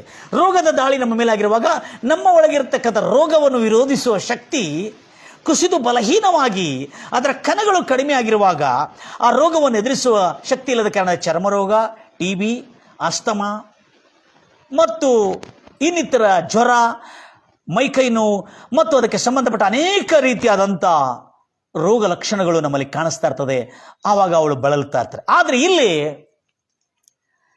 ಔಷಧದಿಂದ ಗುಣವಾಗಲಾರದಂಥ ರೋಗ ಹೇಗೆ ಒಳ್ಳೆ ವಾರ್ತೆ ಯೇಸು ಕ್ರಿಸ್ತನ ಸುವಾರ್ತೆಯಿಂದ ಗುಣವಾಗುವುದನ್ನು ನಾವು ನೋಡ್ತಾ ಇದ್ದೇವೆ. ಅದೇ ರೀತಿಯಲ್ಲಿ ಇನ್ನೊಂದು ವಚನವನ್ನು ಓದಿಕೊಳ್ಳೋಣ. ಬಹಳ ಅದ್ಭುತವಾದಂಥ ವಚನ. ಎಷ್ಟು ಒಳ್ಳೆ ಜನ ನೀವೆಲ್ಲ. 12ನೇ ಅಧ್ಯಾಯ 25ನೇ ವಚನ, ಜ್ಞಾನೋಕ್ತಿ 12ನೇ ಅಧ್ಯಾಯ 25ನೇ ವಚನದಲ್ಲಿ ಈ ಒಂದು ಮಾತನ್ನು ನಾವು ನೋಡಿಕೊಳ್ಳೋಣ. Anxiety of the heart of man causes depression. ಮನುಷ್ಯನ ಚಿಂತಾಭಾರವು ಅವನಿಗೆ ಮಾನಸಿಕ ಒತ್ತಡವನ್ನು ಉಂಟು ಮಾಡುತ್ತದೆ.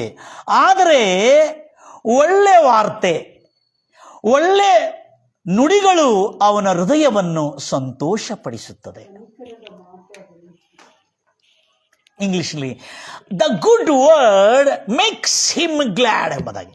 ಒಳ್ಳೆ ವಾರ್ತೆ, ಅದಕ್ಕಾಗಿ ಎಲ್ಲ ಗುಣವಾಗಲಾರದಂಥ ರೋಗದಿಂದ ಪೀಡಿತರಿಗೆ ಒಂದು ಒಳ್ಳೆ ವಾರ್ತೆ ಏನಂದ್ರೆ, ನೀವು ಯಾವತ್ತೂ ಕೆಟ್ಟ ವಾರ್ತೆಯನ್ನು ಕೇಳೋದ್ರಲ್ಲಿ ರುಚಿಯನ್ನು ತೋರಿಸ್ಬೇಡ್ರಿ. ಯಾವಾಗಲೂ ಒಳ್ಳೆ ವಾರ್ತೆ, ಗುಣವಾಗಿದ್ದ ವಾರ್ತೆ, ಸ್ವಸ್ಥತೆ ಆಗಿದ್ದ ವಾರ್ತೆ, ಯಶಸ್ವಿ ಆಗಿದ್ದ ವಾರ್ತೆ, ಕೃತಾರ್ಥರಾಗಿದ್ದ ವಾರ್ತೆ ಮತ್ತು ಜಯಗಳಿಸಿರತಕ್ಕಂಥ ವಾರ್ತೆ, ಅಭಿವೃದ್ಧಿ ವಾರ್ತೆ, ಒಳ್ಳೆ ವಾರ್ತೆಯನ್ನು ಕೇಳೋದ್ರಲ್ಲಿ ರುಚಿ ಇಡೋದಾದರೆ ಖಂಡಿತವಾಗಿ ನಿಮ್ಮ ದೇಹದಲ್ಲಿ ದೇವರು ಇಟ್ಟಿರ್ತಕ್ಕಂಥ ಆ ರೋಗವನ್ನು ವಿರೋಧಿಸುವ ಶಕ್ತಿ ಸಂಪೂರ್ಣವಾಗಿ ಚೇತರಿಸಿಕೊಂಡು ಚೈತನ್ಯಗೊಂಡು ರೋಗವನ್ನು ವಿರೋಧಿಸುವ ಶಕ್ತಿ ತನ್ನಿಂತಾನೇ ಉಂಟಾಗುತ್ತದೆ. Listen carefully, my dear brothers and sisters. The world's wisest man, the King Solomon, ಪ್ರಪಂಚದ ವಿಶ್ವದ ಅತ್ಯಂತ ಜ್ಞಾನಿಯುಳ್ಳ ವ್ಯಕ್ತಿ ಅರಸನಾದ ಸೊಲೊಮೋನನು, ದಾವೀದನ ಮಗನು ಆದ ಅರಸನಾದ ಸೊಲೊಮೋನನು, ಇಸ್ರಾಯೇಲರ ಒಂದಾನೊಂದು ಕಾಲದಲ್ಲಿ ಅದ್ಭುತವಾದಂಥ ಅರಸನಾಗಿರ್ತಕ್ಕಂಥ ಸೊಲೊಮೋನನು ಜ್ಞಾನಿ.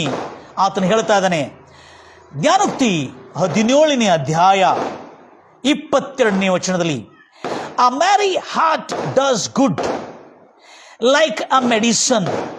ಅಂದರೆ ಹರ್ಷ ಹೃದಯವೇ ಒಳ್ಳೆ ಔಷಧ, ಸೈಡ್ ಇಫೆಕ್ಟ್ ಇಲ್ಲದ ಔಷಧ. ಮನಮುರಿವಿಕೆ ಎಲುಬಿಗೆ ಕ್ಷಯ.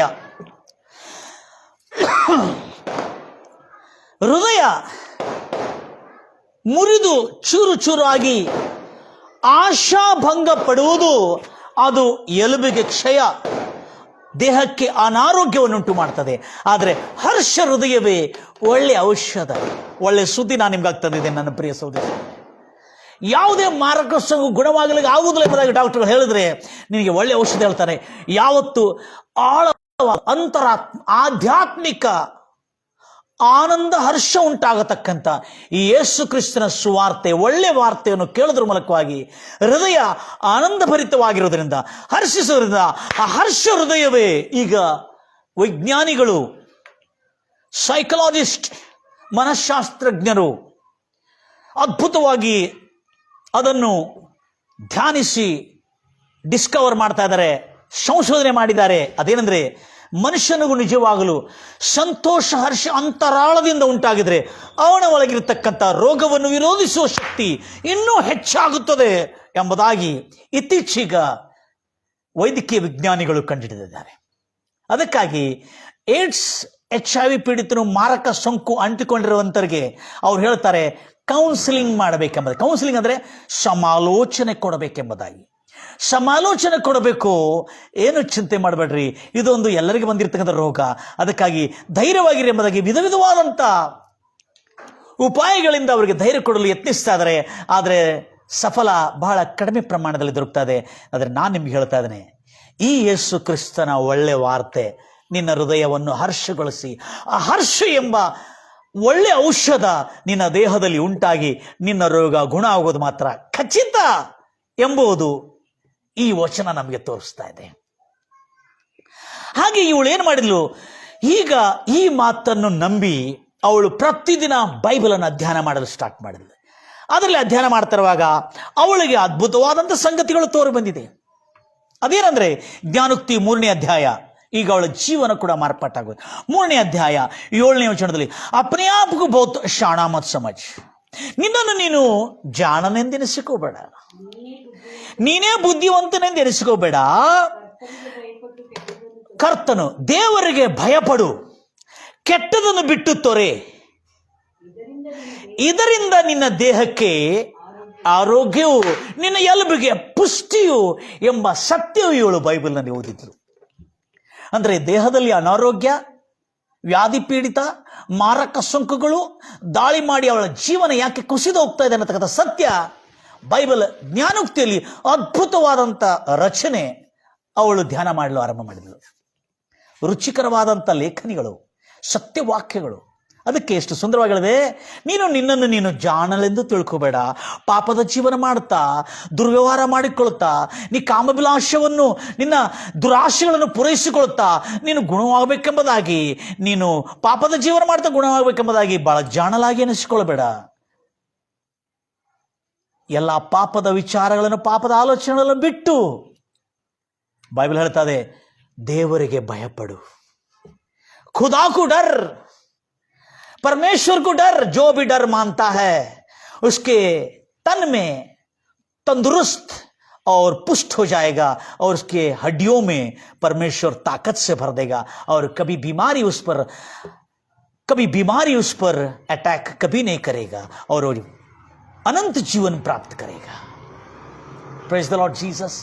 ಅದಕ್ಕಾಗಿ ಕೆಟ್ಟದರಿಂದ ತೊರೆದು, ದುರ್ವ್ಯವಹಾರಗಳನ್ನು ತೊರೆದು, ದ್ವೇಷ, ಅಸೂಯೆ, ಕಹಿ, ಕ್ಷಮಿಸಲಾರದಂಥ ಮನಸ್ಸು ಮತ್ತು ಸೇಡು, ಇನ್ನೊಬ್ಬರ ಮೇಲೆ ಕೇಡಿನ ಆಲೋಚನೆ, ಅವರು ನಾಶವಾಗಬೇಕಂತ ಆಲೋಚನೆ ತೊರೆದು ಬಿಡು. ಒಂದು ವೈದ್ಯರು, ನಮ್ಮ ಭಾರತ ದೇಶದಲ್ಲಿ ಒಂದು ಬ್ರಾಹ್ಮಣರು ವೈದ್ಯರು ಬಹಳ ಅದ್ಭುತವಾದಂಥ ಕಾರ್ಯವನ್ನು ಹೇಳ್ತಾ ಇದ್ದಾರೆ. ಈಗ ಅವರು ಟ್ರೀಟ್ಮೆಂಟ್ಗಿಂತ ಹೆಚ್ಚಾಗಿ ಒಳ್ಳೆ ವಾರ್ತೆ ಸಾರ್ತಾ ಇದ್ದಾರೆ. ಅವರು ಸುಮ್ಮನೆ ಹೇಳಿದ್ದಾರೆ, ಸಿಂಪಲ್ ಹೇಳಿದ್ದಾರೆ, ನೀವು ಚೆನ್ನಾಗಿ ಬದುಕಬೇಕಾ, ನೀವು ಆರೋಗ್ಯವಾಗಿ ಬದುಕಬೇಕಾ, ಬೇರೆಯವ್ರ ಬಗ್ಗೆ ಕೆಟ್ಟದನ್ನು ಯೋಚನೆ ಮಾಡಬೇಡಿ. ಬೈಬಲಲ್ಲಿ ಹೇಳಿರ್ತಕ್ಕಂಥ ತತ್ವ ಆತನು ಈಗ ನೇರವಾಗಿ ಹೇಳ್ತಾ ಇದ್ದಾನೆ. ಆದರೆ ವಚನವನ್ನು ರೆಫರ್ ಮಾಡೋದಿಲ್ಲ. ಬೇರೆಯವ್ರ ಬಗ್ಗೆ ಕೆಟ್ಟದನ್ನು ಆಚೆ ಮಾಡಬೇಡಿ, ಅವರು ಹಾಳಾಗಬೇಕು, ಅವರು ಸತ್ಯನಾಶಬೇಕೆಂಬುದಾಗಿ ಅವರು ದ್ವೇಷಿಸಬೇಡ್ರಿ, ಎಲ್ಲರನ್ನು ಪ್ರೀತಿಸ್ರಿ, ಎಲ್ಲರಿಗೆ ಒಳ್ಳೆಯದಾಗುವುದನ್ನು ಹೃದಯದಲ್ಲಿ ಬಯಸ್ರಿ, ಅದರಿಂದ ಸಂತೋಷ ಪಡ್ರಿ. ಖಂಡಿತವಾಗಿ ಎಷ್ಟು ಮಾರಕ ರೋಗ ಇದ್ರೂ ಕೂಡ ನೀವು ತೃಪ್ತಿಯುಳ್ಳ ದೀರ್ಘಾಯು ನಿಮಗೆ ಬರ್ತದೆ ಎಂಬುದಾಗಿ ಆತನು ಈ ರೀತಿಯಲ್ಲಿ ಜನರಿಗೆ ಉಪದೇಶ ಕೊಡ್ತಾ ಇದ್ದಾನೆ. ಒಂದು ಬ್ರಾಹ್ಮಣ ವೈದ್ಯನು. ನನಗೆ ಬಹಳ ಸಂತೋಷವಾಯ್ತು ಇದನ್ನು ಕೇಳಿ. ಇದು ನಾವು 2000 ವರ್ಷದ ಕೆಳಗಿಂದ ಈಗಲೂ ಬೋಧಿಸ್ತಾ ಇದ್ದೇವೆ, ಇನ್ನೂ ಬೋಧಿಸ್ತಾ ಇದ್ದೇವೆ. ಆದರೆ ಈ ಬ್ರಾಹ್ಮಣ ವೈದ್ಯನು ವಿದೇಶದಲ್ಲಿ ಗೈನಕಾಲಜಿಸ್ಟ್ ಸ್ಪೆಷಲಿಸ್ಟ್ ಇದ್ದನು, ಹಾರ್ಟ್ ಸ್ಪೆಷಲಿಸ್ಟ್ ಇದ್ದನು, ಕಾರ್ಡಿಯಾಲಜಿಸ್ಟ್ ಇದ್ದನು. ಈತನು ತಿಳಿದುಕೊಂಡು ಹೇಳ್ತಾ ಇದ್ದಾನೆ, ಸಿಂಪಲ್ ಆಗಿ ಹೇಳ್ತಾ ಇದ್ದಾನೆ, ಎಲ್ಲ ಔಷಧ ತಿನ್ನೋದ್ರಿಂದ ನಾವು ಸ್ವಲ್ಪ ಕಂಟ್ರೋಲ್ ಮಾಡ್ಬೋದು, ಆದರೆ ನಿಜವಾಗಲೂ ನಿಮ್ಮ ಅಂತರಾತ್ಮವು ಬದಲಾವಣೆ ಆಗಬೇಕು, ಲೈಫ್ ಸ್ಟೈಲ್ ಚೇಂಜ್ ಆಗಬೇಕು, ಯೋಚನೆ ಮಾಡತಕ್ಕಂಥ ಯೋಚನೆ ಚೇಂಜ್ ಆಗಬೇಕು. ನೀವು ಎಲ್ಲರ ಬಗ್ಗೆ ಒಳ್ಳೆಯದನ್ನು ಆಲೋಚನೆ ಮಾಡಿರಿ. ಶತ್ರುಗಳಿರಲಿ ಯಾರಿರಲಿ ದ್ವೇಷಿಸಬೇಡ್ರಿ, ಅವರ ಮೇಲೆ ಕೈ ಇಟ್ಕೊಳ್ಬೇಡ್ರಿ, ಅವ್ರ ಮೇಲೆ ಸೇಡಿಟ್ಕೊಳ್ಬೇಡ್ರಿ. ಇದರ ನಿಮಿತ್ತ ನೀವು ಇನ್ನೂ ರೋಗಗ್ರಸ್ತರಾಗ್ತೀರಿ. ಎಷ್ಟು ಔಷಧ ತಿಂತಾ ಇದ್ರು ನಿಮ್ಮ ರೋಗ ಗುಣ ಆಗುದಿಲ್ಲ ಮತ್ತು ನೀವು ಆರೋಗ್ಯವಾಗಿರೋದಿಲ್ಲ. ಆದರೆ ಎಷ್ಟು ಸುಂದರವಾಗಿ ಹೇಳ್ತಾನೆ, ಎಲ್ಲರನ್ನೂ ಪ್ರೀತಿಸಿರಿ. ಯೇಸು ಹೇಳಿದ್ದದೇ, ನಿಮ್ಮ ಶತ್ರುಗಳನ್ನು ಪ್ರೀತಿಸಿರಿ, ನಿಮ್ಮನ್ನು ಶಪಿಸೋರನ್ನು ಆಶೀರ್ವದಿಸಿರಿ, ನಿಮ್ಮನ್ನು ದ್ವೇಷಿಸಿ ನಿಮಗೆ ಕೇಡು ಮಾಡಬೇಕೆಂಬುದಾಗಿ ಬಿಗಿತವರಿಗೆ ಒಳ್ಳೆಯದನ್ನು ಮಾಡ್ರಿ. ಯೇಸು ಹೇಳಿದ್ದು ಮತ್ತಾಯ ಸುವಾರ್ತೆ 5ನೇ ಅಧ್ಯಾಯ 43ನೇ ವಚನದಲ್ಲಿ. ಅಷ್ಟೇ ಅಲ್ಲದೆ ನಿಮ್ಮ ಮೇಲೆ ಸುಳ್ಳಾರೋಪ ಹೊರಿಸಿ ನಿಮ್ಮನ್ನು ಹಿಂಸಿಸೋರಿಗಾಗಿ ಪ್ರಾರ್ಥನೆ ಮಾಡ್ರಿ. ಹೀಗೆ ಮಾಡೋದ್ರಿಂದ ಪರಲೋಕದಲ್ಲಿರುವ ದೇವರ ಮಕ್ಕಳೆಂದು ಎನಿಸಲ್ಪಡ್ತಾರೆ. ಈ ರೀತಿಯಿಂದ ನೀವು ಈ ಭೂಲೋಕದಲ್ಲಿ ಬರ್ತಿರ್ತಕ್ಕಂಥ ಎಲ್ಲಾ ರೀತಿಯಾದ ದಾಳಿ, ರೋಗದ ದಾಳಿ ಆಗಲಿ, ಶತ್ರುವಿನಿಂದಾಗಲಿ, ಕುತಂತ್ರದ ದಾಳಿ, ಇವೆಲ್ಲ ರೀತಿಯಾದ ದಾಳಿಗಳಿಂದ ನಿಮಗೆ ರಕ್ಷಣೆ ದೇವರು ಪ್ರಸಾದಿಸುತ್ತಾರೆ. ಇದನ್ನು ಪ್ರತಿದಿನ ಧ್ಯಾನ ಮಾಡಲು ಆರಂಭ ಮಾಡಿದವಳು. ಆವಾಗ ಏನಾಯಿತು, ಮತ್ತು ತಿರುಗಿ ಅವಳಿಗೆ ಏನೋ ಅನಿಸಿತ್ತು, ನಾನು ವೈದ್ಯರ ತಪಾಸಣೆಗೆ ಹೋಗಬೇಕೆಂಬುದಾಗಿ. ಎಲ್ಲರೂ ಹೇಳ್ತೀರ ಅಲ್ಲಲ್ವಿಯ, ವೈದ್ಯರ ತಪಾಸಣೆಗೆ ಹೋಗಬೇಕೆಂಬುದಾಗಿ ಅವಳಿಗೆ ಅನಿಸಿತ್ತು. ಆಗ ಅವಳು ವೈದ್ಯರ ತಪಾಸಣೆಗೆ ಹೋಗಿರುವಾಗ ಅವಳಿಗೆ ರೋಗ ವಿಪರೀತವಾಗಿ ಹೆಚ್ಚಾಗಿದೆ ಎಂಬುದಾಗಿ ವೈದ್ಯರು ಹೇಳಿದರು. ಈಗ ನಿನ್ನ ಸ್ಟೇಜ್ ಭಾಳ ಕೊನೆ ಸ್ಟೇಜ್ ಬಂದಿದೆ, ನಿನ್ನ ಒಳಗಿರ್ತಕ್ಕಂಥ ರೋಗಾಣುಗಳು, ರೋಗವನ್ನು ವಿರೋಧಿಸತಕ್ಕಂಥ ಜೀವಾಣುಗಳು ಸಂಪೂರ್ಣ ಕುಸಿದು ಬಂದಿದೆ, ಇನ್ನು ಬಹಳ ಕಷ್ಟ ನಿನಗೆ, ಔಷಧ ಮಾತ್ರ ಬಿಡಬೇಡ, ಬದುಕು ದಿನಗಳು ಸ್ವಲ್ಪ ಔಷಧವನ್ನು ತಿಂದು ನೀನು ಬದುಕೋ, ಆಮೇಲೆ ನಿನ್ನ ಸಾವು ಮಾತ್ರ ಖಚಿತ ಎಂಬುದಾಗಿ ವೈದ್ಯರು ತನ್ನ ತಪಾಸಣೆಯಲ್ಲಿ ಹೇಳಿದರು. ಇವಳು ಹೋಗ್ತಾ ಹೋಗ್ತಾ 2-3 ತಿಂಗಳ ಸಂತೋಷವಾಗಿ ಹೋಗಿ ವಿಶ್ವಾಸದಲ್ಲಿ ಬೆಳೆದ್ರು. ಆದರೆ ಯಾವಾಗ ಇವಳು ವೈದ್ಯರ ತಪಾಸಣೆಯ ಆ ರಿಪೋರ್ಟನ್ನು ನೋಡಿದಳು, ಅವಳು ಸಂಪೂರ್ಣವಾಗಿ ಮತ್ತೊಂದು ಆವರ್ತಿ ಅವಳ ವಿಶ್ವಾಸ, ಅವಳ ನಂಬಿಕೆ ಸ್ವಲ್ಪ ಕುಸಿಲಿಕ್ಕೆ ಮುರಿದು ಚೂರು ಚೂರು ಆಯಿತು. ಅಯ್ಯೋ, ನಾನು ಎಷ್ಟು ಚೆನ್ನಾಗಿ ನಂಬುತ್ತಾ ಬಂದಿನಿ, ಎಷ್ಟು ಚೆನ್ನಾಗಿ ಕೇಳ್ತಾ ಬಂದಿನಿ, ಎಷ್ಟು ಚೆನ್ನಾಗಿ ಅರ್ಥ ಮಾಡ್ಕೊಳ್ತಾ ಬಂದಿನಿ, ನನ್ನ ಜೀವನನೂ ಬದಲಾವಣೆ ಆಯಿತು.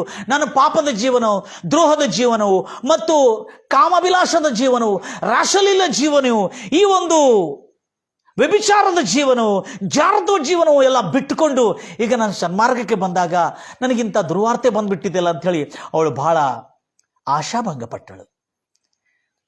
ಕೂಡಲೇ ಅವಳು ತಿರುಗಿ ತಮ್ಮ ಕ್ರೈಸ್ತ ಸಭಾಪಾಲಕರು ಅಂದರೆ ಪಾಸ್ಟರ್ಗೆ ಫೋನ್ ಮಾಡಿದ್ಲು, ಕ್ರೈಸ್ತ ಚರ್ಚಿನ ಬೋಧಕರಿಗೆ ಫೋನ್ ಮಾಡಿದ್ಲು. ಫೋನ್ ಮಾಡಿ, ಪಾಸ್ಟರ್, ನನಗೆ ವೈದ್ಯರು ರಿಪೋರ್ಟ್ ಕೊಟ್ಟಿದ್ದಾರೆ, ನಿನ್ನ ರೋಗ ಇನ್ನೂ ಅತಿ ಮೀರಿ ಹೋಗಿದೆ, ಇನ್ನು ನಿನ್ನೊಳಗಿರತಕ್ಕಂಥ ರೋಗವನ್ನು ವಿರೋಧಿಸುವ ಶಕ್ತಿ ಕಣಗಳೆಲ್ಲ ಕಡಿಮೆ ಆಗಿರೋದ್ರಿಂದ ರೋಗ ಹೆಚ್ಚಾಗಿ ದಾಳಿ ಮಾಡ್ತಾ ಇದೆ, ಔಷಧವನ್ನು ತಿಂತಾರೋ ಬದುಕು ತಿನ್ನೋದ್ರಿಗೂ ನಿನ್ನ ಪರಿಸ್ಥಿತಿಗೆ ಹೀಗೆ ಎಂಬುದಾಗಿ ವೈದ್ಯರು ಹೇಳಿದರು. ರಿಪೋರ್ಟ್ ಕಣ್ಣು ಬಂದಿದೆ. ಆಗ ದಯಮಾಡಿ ಕೇಳ್ತೀರಿ ಈ ಮಾತನ್ನು. ಆ ಕ್ರೈಸ್ತ ಸಭಾ ಪಾಲಕನು ಅಂದರೆ ಪಾಸ್ಟರ್ ಹೇಳಿದ್ದು ಏನಂದ್ರೆ, ಸಿಸ್ಟರ್, ವೈದ್ಯರು ವಾಸ್ತವಿಕ ರಿಪೋರ್ಟ್ ಅನ್ನು ಕೊಟ್ಟಿದ್ದಾರೆ, ಅದು ನಿಜ, ಅದು ವಾಸ್ತವಿಕ ಸತ್ಯ, ದಟ್ ಈಸ್ ಕಾಲ್ಡ್ ಫ್ಯಾಕ್ಟ್. ಹೌದು. ಆದರೆ ಅವರು ಹೇಳಿರ್ತಕ್ಕಂಥ ವರದಿ, ಪ್ಯಾಥಾಲಜಿ ರಿಪೋರ್ಟ್ನಲ್ಲಿ ಹೇಳಿದ್ದಾರೆ ನಿನ್ನ ದೇಹದಲ್ಲಿ ರೋಗ ಇದೆ ಎಂಬುದಾಗಿ. ಅದು ಫ್ಯಾಕ್ಟ್, ಅದು ವಾಸ್ತವಿಕ ಸತ್ಯ. ಹೌದು.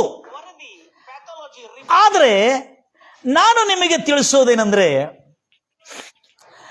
ಈಗ ನಿನ್ನ ನಂಬಿಕೆಯ ಒಂದು ಪರೀಕ್ಷೆಯ ಸಮಯ. ಇಂಟ್ರೆಸ್ಟಿಂಗ್ ಆಗಿ ಹೇಳಿದ್ರು. ಆತನು ಹೇಳ್ತಾನೆ, 2000 ವರ್ಷದ ಕೆಳಗೆ ಯೇಸು ಕ್ರಿಸ್ತನ ಶಿಲುಬೆ ಮೇಲೆ ನಮ್ಮ ರೋಗ, ನಮ್ಮ ಶಾಪ, ನಮ್ಮ ವ್ಯಾಧಿಗಳ ನಿಮಿತ್ತ ರೋಗಗ್ರಸ್ತನಾಗಿ, ವ್ಯಾಧಿ ಪೀಡಿತನಾಗಿ ಆತನ ಶಿಲುಬೆ ಮೇಲೆ ಅರ್ಪಿಸಿದ್ದಾನೆ. ಯೆಶಾಯ ಪ್ರವಾಚಕನ ಪುಸ್ತಕ 53, 1, 2, 3, 4 ನಾವು ನೋಡ್ತೇವೆ. ದಯಮಾಡಿ ಓದ್ತಿರ್ಬೇಕನೆ. ಹಾಲೆಲೂಯ. ಯೆಶಾಯ ಪ್ರವಾಚಕನ ಪುಸ್ತಕ 1, 2, 3, 4 ಆ ಮಾತುಗಳಲ್ಲಿ ನಾವು ನೋಡ್ತೇವೆ. ಎಷ್ಟು ಅದ್ಭುತವಾಗಿ ಅಲ್ಲಿ ನಾವು ಕಾಣ್ತಾ ಇದ್ದೇವೆ. ನನ್ನ ಪ್ರಿಯ, ನಾವು ಕೇಳಿದ್ದ ಸಂಗತಿಯನ್ನು ನಮ್ಮಲ್ಲಿ ಯಾರು ನಂಬಿದರು? ಯೆಹೋವನ ಬಾವು. 2-3ನೇ ವಚನ, ಯೆಶಾಯ 53:3ನೇ ವಚನ. ಯೇಸು ಕ್ರಿಸ್ತನು ಶಿಲುಬೆ ಮೇಲೆ ತಿರಸ್ಕರಿಸಲ್ಪಟ್ಟನು, ಮನುಷ್ಯನು ಸೇರಿಸಿಕೊಳ್ಳದವನಾಗಿದ್ರೆ, ಮನುಷ್ಯನು ಸೇರಿಸಿಕೊಳ್ಳಿಕ್ಕೆ ಇಷ್ಟವಲ್ಲದಂತ ಸ್ಥಿತಿಗೆ ಬಂದನು ಯೇಸು ಕ್ರಿಸ್ತನು ಶಿಲುಬೆ ಮೇಲೆ. ಆತನು ಯೇಸು ಕ್ರಿಸ್ತನ ಶಿಲುಬೆ ಮೇಲೆ ಸಂಕಷ್ಟಕ್ಕೆ ಒಳಗಾದರೂ, ವ್ಯಾಧಿ ಪೀಡಿತನು, ಜನರು ಮುಖವನ್ನು ಓರೆ ಮಾಡಿಕೊಳ್ಳುವಷ್ಟಕ್ಕೂ ಆತನ ಮುಖ, ಯೇಸು ಕ್ರಿಸ್ತನ ಮುಖ ಶಿಲುಬೆ ಮೇಲೆ ಅಸಹ್ಯವಾಗಿತ್ತು. ಆದರೆ ಮನುಷ್ಯರಾಗಿರುವ ನಾವು ಅದನ್ನು ಲಕ್ಷಿಸಲಿಲ್ಲ. ಯೇಸು ಕ್ರಿಸ್ತನ ಆ ಶಿಲುಬೆ ಘೋರ ಗಾಯಗೊಂಡಿರ್ತಕ್ಕಂಥ ಮರಣವನ್ನು ಲಕ್ಷಿಸಲಿಲ್ಲ. ನಿಜವಾಗಿಯೂ ನಿಶ್ಚಯವಾಗಿಯೂ ನಮ್ಮ ಸಂಕಷ್ಟವೇ ಹೌದು. ಆತನು, ಕ್ರಿಸ್ತ ಯೇಸು ಶಿಲುಬೆ ಮೇಲೆ ಅನುಭವಿಸಿದನು. ಆತನು ಹೊತ್ತ ಆ ಶಿಲುಬೆ ಹೊರೆಯು ನಮ್ಮ ಸಂಕಟವೇ ಹೌದು. ನಾವಾದರೂ ಮನುಷ್ಯರಾಗಿರುವರು ನಾವು ತಪ್ಪಿಸಿಕೊಂಡೆವು. ಆದರೆ ಯೇಸು ಕ್ರಿಸ್ತನು ನಮ್ಮ ಮೇಲೆ ಬರ್ತಕ್ಕಂಥ ಬಾಧೆಯು ಆತನ ಮೇಲೆ ಬಂದು ಬಾಧಿಸಲ್ಪಟ್ಟಿತ್ತು. ಆತನು ಪೆಟ್ಟು ತಿಂದವನಾದನು ಯೇಸು ಕ್ರಿಸ್ತನ ಶಿಲುಬೆ ಮೇಲೆ. ಹೀಗೆ ನಾವು ಆತನು ಶಿಲುಬೆ ಮೇಲೆ ಕುಗ್ಗಿಸಲ್ಪಟ್ಟೆವು ಎಂಬುದಾಗಿ ನಾವು ನಂಬಿದ್ದೇವೆ. ನಮ್ಮ ದ್ರೋಹ ಅಪರಾಧಗಳ ದಶೆಯಿಂದ ಆತನಿಗೆ ಗಾಯ ಆಯಿತು, ಗಾಯಗೊಂಡಿದನು. ನಮ್ಮ ಅಪರಾಧಗಳ ನಿಮಿತ್ತ ಯೇಸು ಕ್ರಿಸ್ತನು ಶಿಲುವೆ ಮೇಲೆ ಜಜ್ಜಲ್ಪಟ್ಟನು, ಮುಳ್ಳಿಂದ, ಮಳೆಯಿಂದ ಹಾಗೂ ಬೆತ್ತದಿಂದ ಹೊಡೆದು ಜಜ್ಜಲ್ಪಟ್ಟನು, ಗಾಯಗೊಂಡನು. ಹಾ ಹಾ ನಮಗೆ ಸುಕ್ಷೇಮವನ್ನು ಉಂಟು ಮಾಡೋದಕ್ಕಾಗಿ ಯೇಸು ಕ್ರಿಸ್ತನ ಶಿಲುವೆ ಮರಣ ಏನು ಹೇಳ್ತಾ ಅಂದ್ರೆ, ನಮಗೆ ಸುಕ್ಷೇಮವನ್ನು ಉಂಟು ಮಾಡೋದಕ್ಕಾಗಿ. ಹಲೋ, ಆತನು ಬಾಧೆಯನ್ನು ಅನುಭವಿಸಿದನು. ಹಾ, ದಂಡನೆಯನ್ನು ಅನುಭವಿಸಿದನು. ಆತನ ಗಾಯಗಳಿಂದ ನಾವು ಗುಣವಾದೆವು. ಈ ಮಾತು ಆ ಅವರ ಪಾಸ್ಟರ್, ಅವರ ಚರ್ಚಿನ ಬೋಧಕರು, ಯೇಸು ಕ್ರಿಸ್ತನ ಶಿಲುವೆ ಮೇಲೆ 2000 ವರ್ಷದ ಕೆಳಗೆ ನಿನ್ನ ಗುರುತು ಗಾಯಗೊಂಡಿದ್ದು ನಿಜವೋ? ಹೌದು, ನಿಜ. ಆತನು ಗಾಯಗೊಂಡು, ಆತನು ಜಜ್ಜಲ್ಪಟ್ಟು, ಆತನು ಶಿಲುವೆ ಮೇಲೆ ಘನಘೋರ ಹಿಂಸಿಸಲ್ಪಟ್ಟಿದ್ದು ಎಷ್ಟು ನಿಜವೋ, ನಿನ್ನ ಈ ಮಾರಕ ಸೋಂಕಿಂದ ಸ್ವಸ್ಥತೆ ಆಗಿದ್ದು ಕೂಡ ಅಷ್ಟೇ ನಿಜ ಎಂಬುದಾಗಿ ಇನ್ನು ಮುಂದೆ ನೀನು ನಂಬಬೇಕು. ಹೌದಾ? ಅವಳು ಹೇಳ್ತಾ ಇದ್ದಾಳೆ, ರಿಪೋರ್ಟ್ ಕಣ್ಮುಂದಿದೆ, ನಾನು ಹೆಂಗೆ ನಂಬಲಿ ಸರ್ ಎಂಬುದಾಗಿ ಹೇಳಿದ್ರು. ನಾನು ಹೇಳ್ತಾ ಇದ್ದೇನೆ, report is a fact, but the word of Bible is the truth. ಅಂದ್ರೆ ನೋಡ್ತಿರ್ತಕ್ಕಂಥ ವರದಿ, ಪ್ಯಾಥಾಲಜಿಕಲ್ ರಿಪೋರ್ಟ್, HIV ಏಡ್ಸ್ ರೋಗ ನೀನು ಸಾಯಲಿಕ್ಕೆ ಸಮೀಪವಾಗಿದೆ ಅಂತ ಹೇಳ್ತಾ ಇದೆ, ಅದು ರಿಪೋರ್ಟ್ ವಾಸ್ತವಿಕ. ಆದರೆ ಸತ್ಯ ಏನಂದ್ರೆ, ಯೇಸು ಕ್ರಿಸ್ತನ ಶಿಲುವೆ ಮೇಲೆ ಮರಣಿಸಿ ನಮ್ಮ ಮಾನವ ಎಲ್ಲ ರೋಗ ಶಾಪಗಳು ನಾನು ಹೊತ್ತಿದ್ದು ನಿಜ ಎಂಬುದನ್ನು ನೀನು ಇವತ್ತು ನಂಬಿ ಅದನ್ನು ಬಾಯಿಂದ ಅರಿಕೆ ಮಾಡ್ತಾ ಇದ್ರೆ ಖಂಡಿತವಾಗಿ ನೀನು ಗುಣವಾಗ್ತಿ ಎಂಬುದಾಗಿ. She did simple word. ನಾನು ಹೆಂಗೆ ಅಷ್ಟಲ್ಲ, ಇಷ್ಟೆಲ್ಲ ಪ್ರಶ್ನಿಸ್ತಾ ಇದ್ದಿ. Just you try, keep on confessing, meditate on that word. ನೀನು ಆ ಮಾತು, ಯೇಸು ಕ್ರಿಸ್ತನ ಶಿಲುವೆಯ ಘನಘೋರ ಗಾಯದ ನಿಮಿತ್ತ ನಾನು ಗುಣವಾದೆನು ಎಂಬುದಾಗಿ ಪ್ರತಿದಿನ ಇದನ್ನೇ ಜಪ ಮಾಡು ಎಂಬುದಾಗಿ ಹೇಳಿದ್ರು. ಇದನ್ನೇ ಅರಿಕೆ ಮಾಡು, ಒಪ್ಪಿಕೋ ಬಾಯಿಂದ. ಮನಸ್ಸೊಳಗೆ ನಂಬಿ ಬಾಯಿಂದ ಒಪ್ಪಿಕೋ, ಮನಸ್ಸೊಳಗೆ ನಂಬಿ ಬಾಯಿಂದ ಒಪ್ಪಿಕೋ. ಹೌದು, ಯೇಸು ಕ್ರಿಸ್ತನ ಘನಘೋರ ಶಿಲುವೆಯ ಗಾಯಗಳಿಂದ ನಾನು ಗುಣವಾದೆ. ಯೇಸು ಕ್ರಿಸ್ತನ ಆ ಶಿಲುವೆಯ ಘನಘೋರ ರೋಗದಿಂದ, ಆತನು ಹೊಂದಿಕೊಂಡಿರ್ತಕ್ಕಂಥ ಆ ಗಾಯಗಳಿಂದ ನಾನು ಗುಣವಾದೆ. ಪ್ರತಿದಿನ ಹಗಲು ರಾತ್ರಿ ನೆನಪು ಬಂದಾಗೆಲ್ಲ, ಅವಳಿಗೆ ಭಯ ಬಂದಾಗೆಲ್ಲ, ದಿಗುಲು ಚಿಂತೆ ಅವಳನ್ನು ಕಾಡ್ತಿರುವಾಗ, ಯೇಸು ಕ್ರಿಸ್ತನ ಘನಘೋರ ಗಾಯಗಳಿಂದ, ಶಿಲುವೆಯ ಗಾಯಗಳಿಂದ ನಾನು ಗುಣವಾದೆ. 2000 ವರ್ಷದಗಳಿಗೆ ಯೇಸು ಕ್ರಿಸ್ತನು ನನ್ನ ರೋಗವನ್ನು ಹೊತ್ತುಕೊಂಡು, ನನ್ನ ಶಾಪವನ್ನು ಹೊತ್ತುಕೊಂಡು, ನನ್ನ ಮರಣವನ್ನು ಆತನ ಅನುಭವಿಸಿ, ನನ್ನ ಅಪರಾಧ ನಿಮಿತ್ತ ಬಂದಿರತಕ್ಕಂಥ ಎಲ್ಲ ಶಿಕ್ಷೆಯನ್ನು ಆತನ ಅನುಭವಿಸಿದ್ದು ಎಷ್ಟು ನಿಜವೋ, ನಾನು ಶಿಕ್ಷಾ ಮುಕ್ತಳಾಗಿದ್ದು ಕೂಡ ಅಷ್ಟೇ ನಿಜ ಎಂಬುದಾಗಿ ಅವಳು ಪ್ರತಿದಿನ ಅರಿಕೆ ಮಾಡ್ತಾ, ಒಪ್ಪಿಕೊಳ್ತಾ, ಅದನ್ನೇ ಜಪ ಮಾಡ್ತಾ ಇದ್ದಳು ಅವಳು.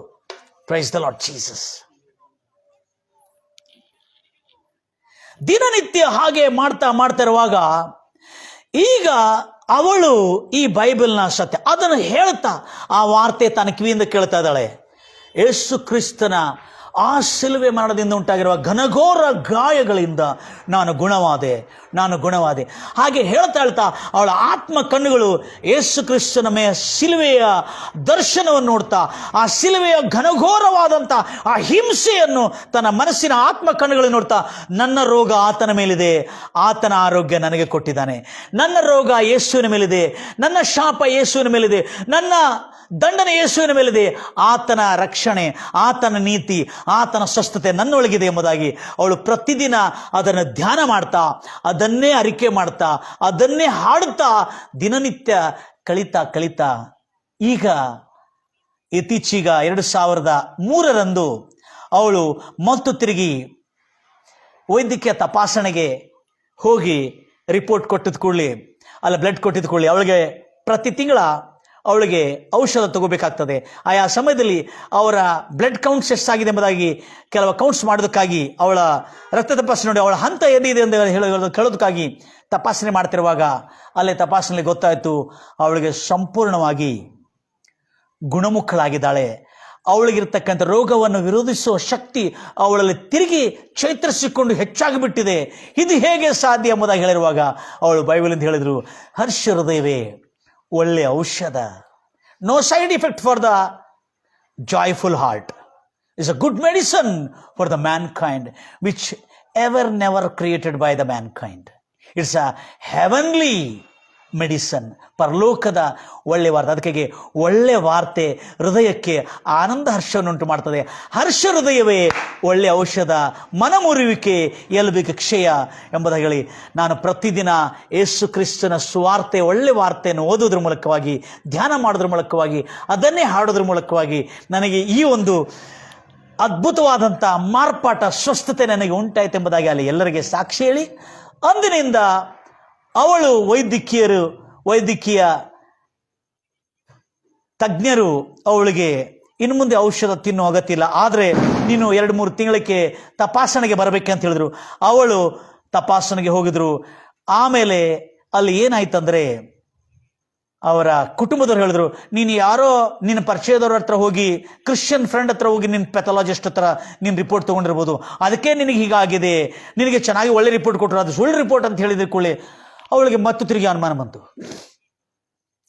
ಆಗ ತನ್ನ ಸಮೀಪದಲ್ಲಿರತಕ್ಕಂಥ ರಕ್ತ ತಪಾಸಣೆಯ ಕೇಂದ್ರಕ್ಕೆ ಹೋಗಿ ತನ್ನ ರಕ್ತವನ್ನು ಕೊಟ್ಟು ಮತ್ತು ತಪಾಸಣೆ ನಡೆಸಿರುವಾಗ ಆ ತಪಾಸಣೆಯಲ್ಲಿ ಕೂಡ ಅವಳಿಗೆ HIV ಸೋಂಕು ನೆಗೆಟಿವ್ ಕಂಡು ಬಂದಿರುವುದರಿಂದ, ಅಷ್ಟೇ ಅಲ್ಲದೆ ರೋಗವನ್ನು ವಿರೋಧಿಸುವ ಕಣಗಳು, ರಕ್ತ ಕಣಗಳು ಅವಳಲ್ಲಿ ಸಮಾನ ಸ್ಥಿತಿಗೆ, ನಾರ್ಮಲ್ ಸ್ಥಿತಿಗೆ ಬಂದಿರುವುದನ್ನು ಕೇಳಿ ಇಂಥ ಒಂದು ಅದ್ಭುತವಾದಂಥ ಸ್ವಸ್ಥತೆ ಅವಳು ಎಂದು ಕೇಳಿಲ್ಲ.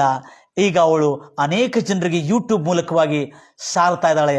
ಯೇಸು ಕ್ರಿಸ್ತನನ್ನು ನಂಬಿ ಆತನ ವಾಕ್ಯಗಳನ್ನು ಕೇಳಿ ನಾವು ಕೆಟ್ಟ ಮಾರ್ಗವನ್ನು ಬಿಟ್ಟು, ಕೆಟ್ಟ ವ್ಯವಹಾರಗಳನ್ನು ಬಿಟ್ಟು, ಕೆಟ್ಟ ಆಲೋಚನೆಗಳು, ಕೆಟ್ಟ ಕ್ರಿಯೆಗಳನ್ನು ಬಿಟ್ಟು ಯೇಸು ಕ್ರಿಸ್ತನ ಮಾರ್ಗದಲ್ಲಿ ನಡೆದುಕೊಂಡು ಆತನ ಈ ಒಂದು ಸುವಾರ್ತೆಯನ್ನು ಪ್ರತಿದಿನ ಕೇಳಿ ಓದೋದ್ರ ಮೂಲಕವಾಗಿ ಬರತಕ್ಕಂಥ ಹೃದಯಕ್ಕೆ ಆನಂದ ಹರ್ಷವು, ನನ್ನ ಎಲುಬುಗಳಿಗೆ ಪುಷ್ಟಿಯು, ಆರೋಗ್ಯವಾಗಿದೆ.